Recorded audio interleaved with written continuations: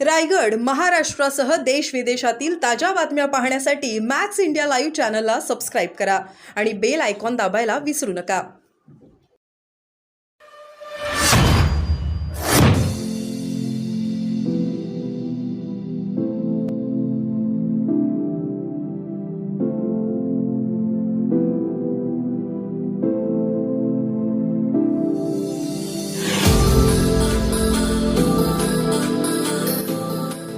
भाजपकडे मागणी आहे. जातीचे दाखले वादग्रस्त आहेत. त्यावरील जातीचा खरा दाखला असलेला घटक म्हणून तुम्हाला काय वाटतं?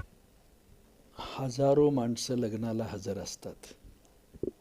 अशा हजारो नातेवाईकांच्या आणि माणसांच्या इष्टमित्रांच्या साक्षीनं आपल्या आईबापाचं लग्न झालेलं आहे आणि केवळ स्वार्थासाठी जात बदलून जर कोणी एखादा जातीचा दाखला बदलून जर उमेदवारी मागत असेल तर अशा पद्धतीनं उद्याची DNA अडचणीत आणणार आहे. कारण नसताना आपला बाप बदलून सांगणं स्वार्थासाठी हे कधीही योग्य असणार नाही. पाहुण्या रावळ्यामध्ये परंतु उमेदवारीच्या अट्टहासापायी आता उद्याच्याला महिला आरक्षणाचं धोरण आलं. 2026 साली महिला धोरण हे अस्तित्वात येणार आहे आणि 181 खासदार महिला देशातून जाणार आहेत. त्यावेळेला जात बदलणाऱ्या एखाद्या उत्तमराव जानकरांच्या सारख्या अभ्यासू विचारवंत सर्वपक्षाशी संबंध असलेल्या नेतृत्वाला वाटलं तर तो म्हणणार महिला आरक्षण आहे, मी साडी घालून आलो आहे, मला मान्य करा.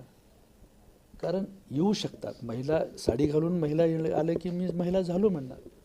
तर हे देखील घडू शकतं आणि हे इतकं आजपर्यंत इतकं वाढलेलं आहे. विशेषतः हिंदू खाटीक समाजानं तर चंगच बांधला आहे.